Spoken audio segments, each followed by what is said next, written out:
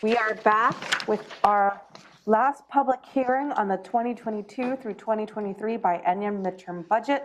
This is open public testimony. I'm handing this back to Robin Campbell, Assistant County Manager. Robin? Thank you, Commissioner.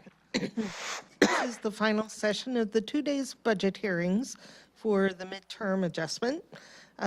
These last few slides, most of them you've already seen, so I'm going to move through them rather quickly.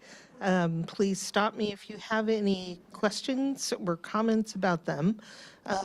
There are a few additional items for consideration that I will suggest for your consideration. We'll do a bit of an economic outlook. There will be time for public comments, and then we'll wrap up by saying what we're going to do to get to the finish line next Friday. So this is the overview. We've already talked about this. I'm going to zip right past it. And your preliminary budget for the operating is proposed to be $454 million in 22, $462 million in 23. This is the overall operating budget that is before the board for consideration. What's that, Robin? Yep. Oh yeah, you're way ahead of me. It's all right. I'm not going right that there, fast. right there. Yeah. Yep, next one.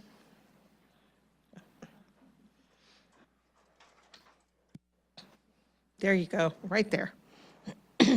All right, high level. This next slide is the, go ahead to the next one, Jamie. Oh, okay. This slide is a pretty concise list of all of the true policy level items. As I've stated, a midterm does not cover everything. It is not an opportunity for offices and departments to bring forward new ideas, new FTEs, new policy programs, but rather to address a narrow adjustment for the biennium. However, there are some significant things in this budget, including a placeholder for a cost of living raise, grant revenue, extension of end dates on certain positions, increased funding for medical costs at the jail, foundational public health. There are just a lot of important things that are wrapped into this budget. Robin? Commissioner Edwards, go ahead. Robin, on my information, it indicates this is for 2021, and I'm just wondering if We're on slide 16. Yes. And it's for 22 and 23. The footer is, we've had challenges. Yes, I was. It's just a The footing on the slide. Okay, I just didn't, if it wasn't right, I was just trying to get it fixed first, but okay. Thank you. The content of the slide is correct. Okay. Great. The next slide is asking the board for consideration of two items that came in after you set the preliminary budget. The first is to extend end dates for positions related to the ERP. This did not make it into the budget request, but with news about the ERP, we were supposed to go live on January 1. We are now looking at potentially go live in May.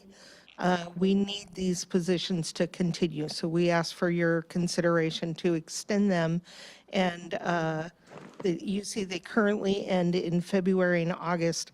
I would recommend that they be extended through the end of the year.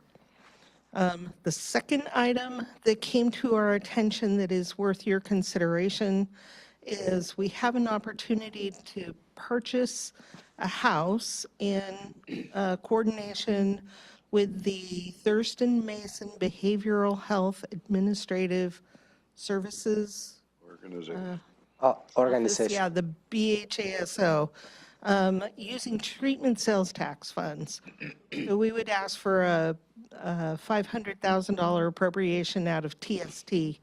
Neither of these items affect general fund. They're both from restricted funds. And so tomorrow, when you make the final review, we will ask for thumbs up or thumbs down on these two items.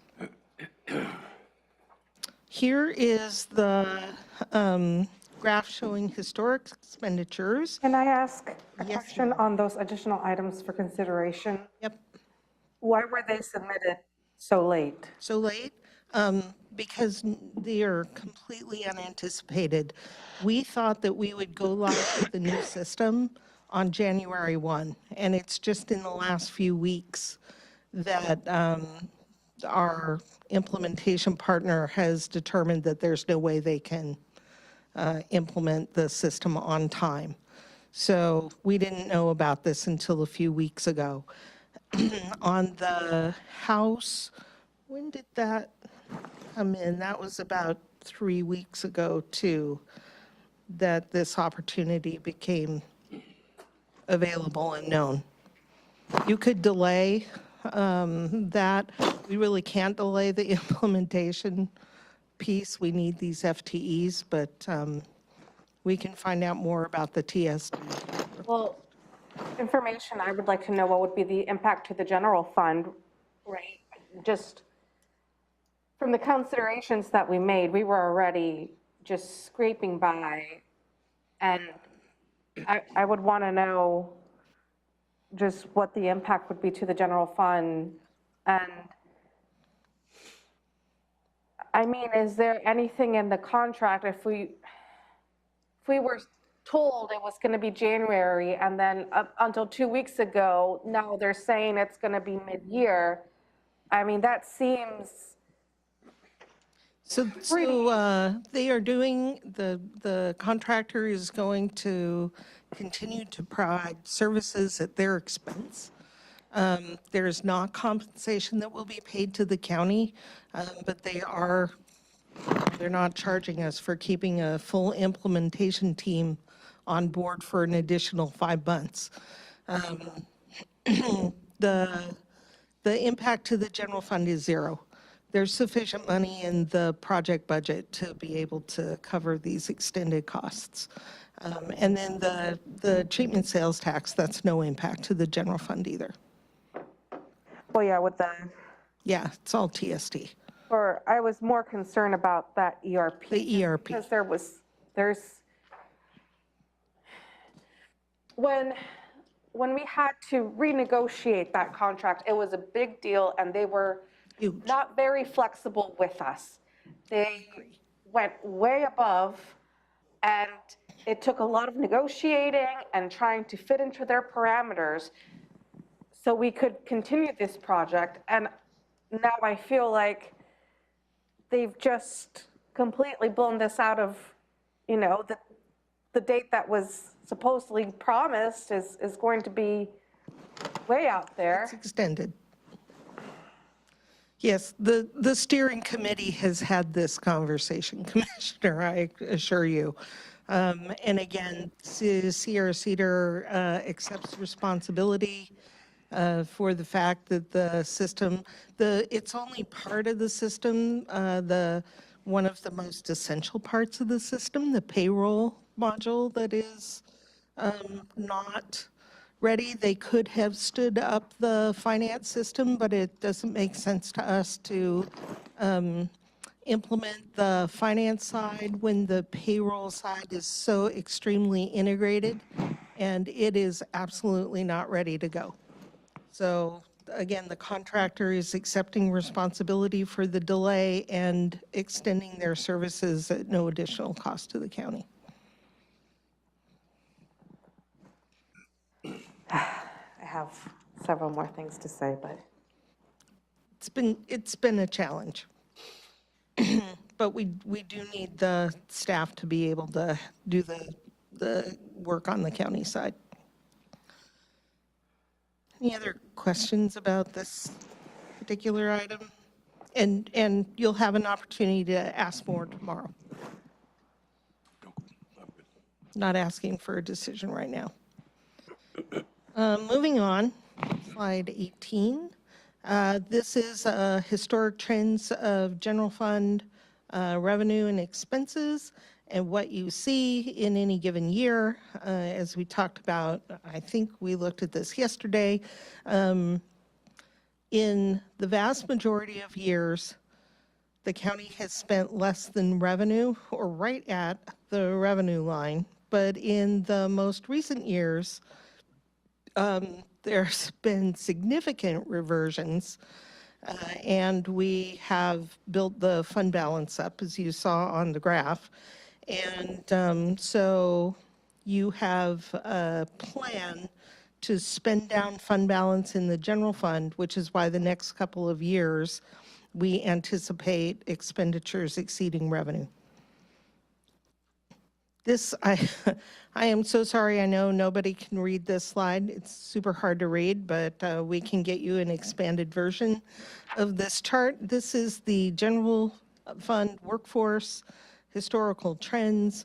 So you can see in each office and department how many FTEs the general fund funded, going all the way back to 1993. We use a point in time in 93, compare that to 2008. At the start of the Great Recession, and then you see that the county did quite a few layoffs in 2009 and 2010, and most offices and departments have built back to pre-recession levels, but not all of them. And you may recall the comment from the assessor's office yesterday. They are still operating with less FTEs now than they had, I think, in 1993. So technology being the thing that helps the most with less people. This is the outlook, the big overview. So property tax increase is limited to 1%. The assessor reported new construction in Thurston County valued at $886 million, which is $157 million more than last year, 21% growth in new construction. Now, whether that trend's going to continue is anyone's bet. But we do depend on new construction for the increase in the property tax levy. The growth in sales tax in Thurston County continues pretty strong, 6% year-over-year change, a little over that to date. And just if you only looked at the month of November, 9% growth in the month of November. So again, we've forecasted 5% in the future year. We think that that's a reasonable estimate at this time. According to the Department of Revenue, countywide taxable retail sales showed 5.7% growth in the most recent quarter available. We'll be watching that. Population continues to grow in Thurston County. I don't know that this is a correct number, 305,000. I think it's 300,500.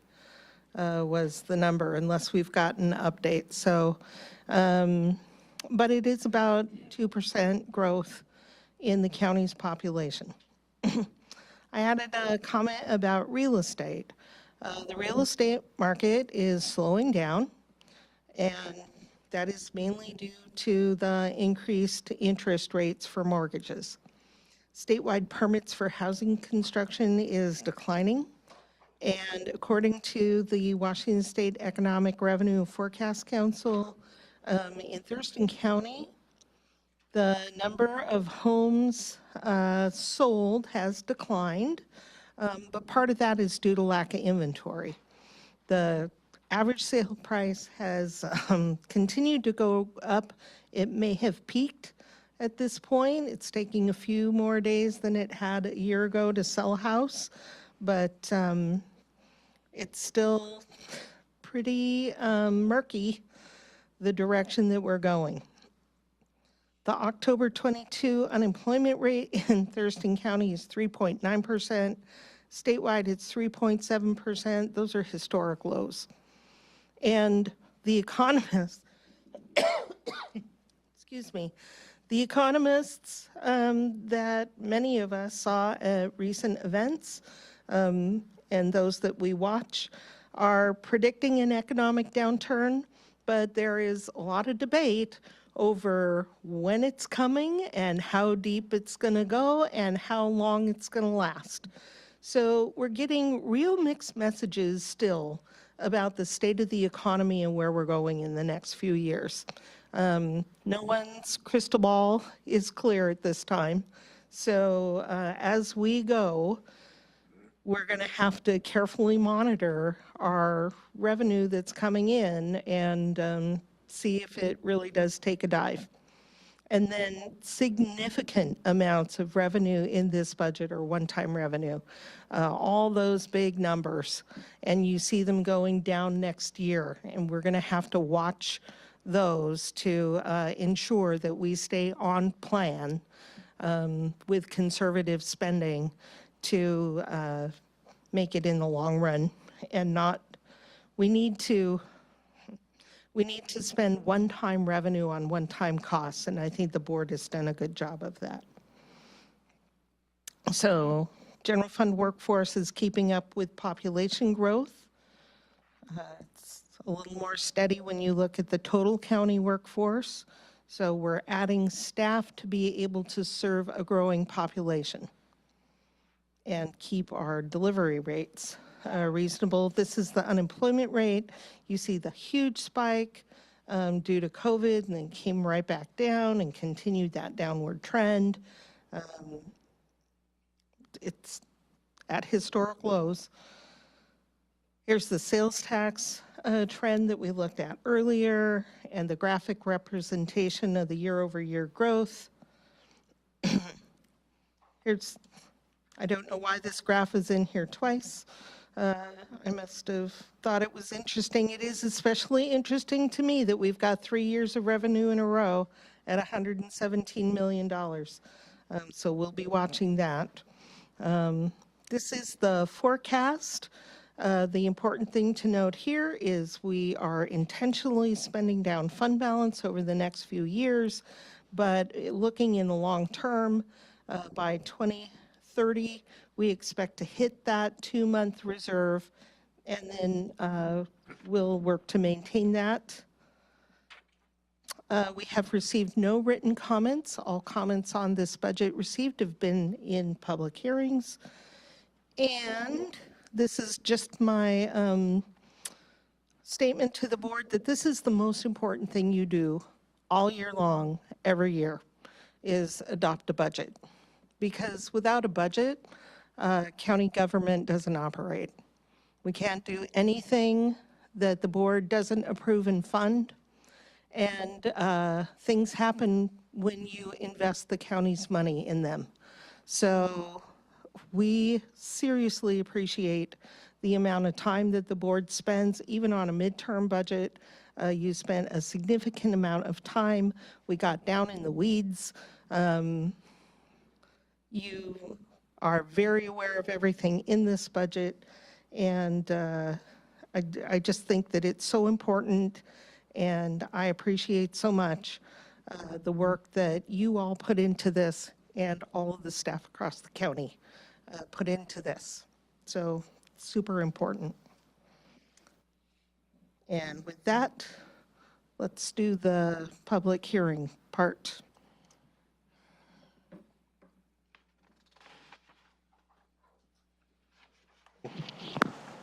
Okay, so we will start with public testimony, unless commissioners have any questions before we start. I do not have any questions. No questions? Okay, so County Manager, will you help me? Yes. Screen? First I have on the Zoom screen, Mr. Tom Crawford. Go ahead, sir, you have 4 minutes. Okay, thank you very much. Give me a moment to retrieve my comments here.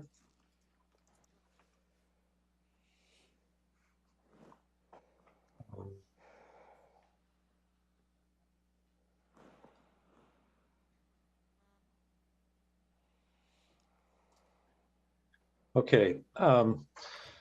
So again, I'm Tom Crawford. I have been a resident of Thurston County for about 34 years, and happily so. I really think this is a wonderful part of our country and our state. I would like to comment on those portions of your budget adjustment for 2023 that relate to action on climate change. First, I understand that you have committed $268,000 to climate action in 2023.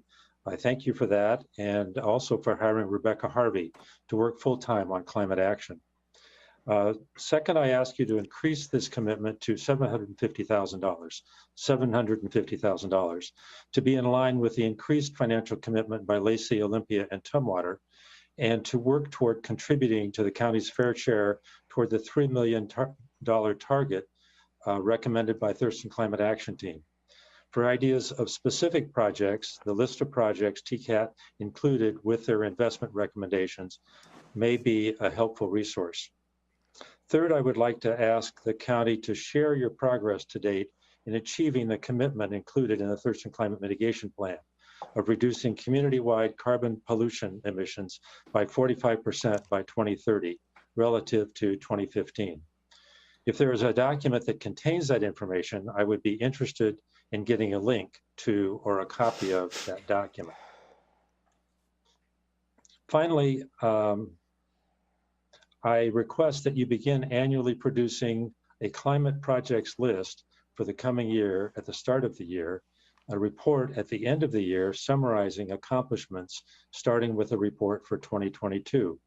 These reports can be simple, 1 or 2 pagers, but should include first, a list and brief description of projects undertaken and or completed during the previous year. Secondly, expenditures during the year for each project. Thirdly, an estimate of the amount of carbon pollution reduced by each project. Fourth, a list and brief description of climate projects planned for the next year. And finally, what percentage reduction in GHG emissions have been achieved to date within unincorporated portions of the county relative to the target of 45% community-wide reduction by 2030. So thank you very much for your time and attention, and I'd also be happy to provide these comments in written form if I know who to send them to. Thank you, sir. You can send it to me or the clerk of the board anytime. Thank you. Oh, okay, will do. Yeah. Next, I have Mr. John Pettit. Good evening, Commissioners. It's the wrap up of the budget. Now let's start where we started at the very beginning. You started with documents that didn't have all the information. In fact, some of the documents have information which clearly is questionable. It didn't, you know, I'm pleased to see that Tom Crawford, he signed in and he's interested in making a public comment, and I think it's great. Can you imagine having over 300,000 people in this county, and if they were aware of this process, that only 2 people, and primarily 1, but 2 people, would even bother being involved in the process to make public comment? What does that tell you? You think they just all ignore it? You think they're just uninformed about it? You know, the fact is there really hasn't been any significant or an amount of public comment because it's basically hidden away. And then we compound that by putting it at the time of day that people aren't available. I can't tell you how many people I've run into over the last couple of days that they're frustrated because their county offices that are supposed to be located in the courthouse aren't here. And that's just going in and out. Now, I am going to reiterate a couple different things. One is that it's clear that there's an anticipation that here in a few days, you're going to be throwing another $700,000 over into CPED. And then another $1 million for the next year to help supplement. You know, it isn't that I have a problem with that. What I have a problem with is that you fail to identify that where you managed to have achieved getting those funds, in essence, is out of the road fund. Over the last 6 years, you've taken up nearly $28 million out of the road fund. And you continue to take a course to continue to do such. So you brag about these large balances, but you fail to mention that the accumulated amount of deferred maintenance and cost, nothing has changed. The money needed to be spent elsewhere, but you've accumulated it in your budget and then you brag about it. But the bottom line is it's at the price of deferred maintenance, which means the cost is still there. It's just deferred over to the unincorporated area that needs roads. So once again, I will go back and talk about the idea that maybe you should eliminate any change in the funds being taken out of the road through diversion or such. The last thing I'm going to talk about is the sales tax increase. Sales taxes increase when the value of products go 30 seconds, up. sir. You have 30 seconds. When the value of products go up by 11%, in theory, that means you're taxing a higher amount of value of products that's collecting sales tax. That's not some great accomplishment. It's just a basic fact that if prices are higher, you're going to collect more sales tax. So you have a lot of numbers which haven't really followed through in forecast, but let's go ahead and get things back on track so the people in the unincorporated area can once again get their roads back in shape. Thank you very much. A lot of hard work. Hope you can get some more good, proper information that's truthful to make some good decisions. Thank you. Thank you. Next, I have a phone number with the last 4 digits of 0133. Oh, that's Josh. So he's just pulling in. Okay. And so I don't recognize anybody else in the Zoom screen. So I believe that concludes public testimony, Madam Chair. Okay. With that, are there any additional questions or comments commissioners have at this time? No, ma'am. And Robin, didn't you have a final piece of next? Going to wrap it up. Yep. The next steps. Tomorrow afternoon and Thursday morning, we have reserved time on your calendar for final deliberations. We do need final decisions on this budget no later than Thursday to have time to prepare all the appropriate documents that you have to adopt on the 16th. Tomorrow, we will also review all of the resolutions and basically the agenda for the 16th that you'll need to take action on. And then on Friday, the 16th, you will adopt all of the resolutions and be finished with the budget. So that is what we have for you today. Thank you. With the no written comment part, I remember seeing some emails come in regards to, similar to what Mr. Crawford's comments were in regards to allotting more funding to it. It came through the web server, so I was imagining. I've specifically asked, and Jamie says I don't we've recall not that, received but- anything. It came in last week. My apologies, Commissioner. We will look for those and see what we can find. It was our understanding that no written comments had been received. So, and that's just my additional is that Great. We I will do remember seeing, and I'm happy to forward those along. They came in through the web server, so I thought maybe all commissioners had gotten it. Yeah, perhaps they went straight to you. So that, I very much appreciate that you brought that up, and please do forward that to us so we can get it on the record. Perfect. Okay, with that, any additional comments, questions? Make a motion to close the public hearing. Second. So moved and seconded. Any discussion? No, ma'am. Like Robin said, we will be deliberating this starting tomorrow at what time, Robin? Starts at 1:30. I'm sorry, Romero? Starts at 1:30 in the afternoon. 1:30. So tomorrow at 1:30. Okay, so moved and seconded. I'll call for the vote. Aye. Aye. Aye. Motion passes. It is 6:31 PM. We are adjourned.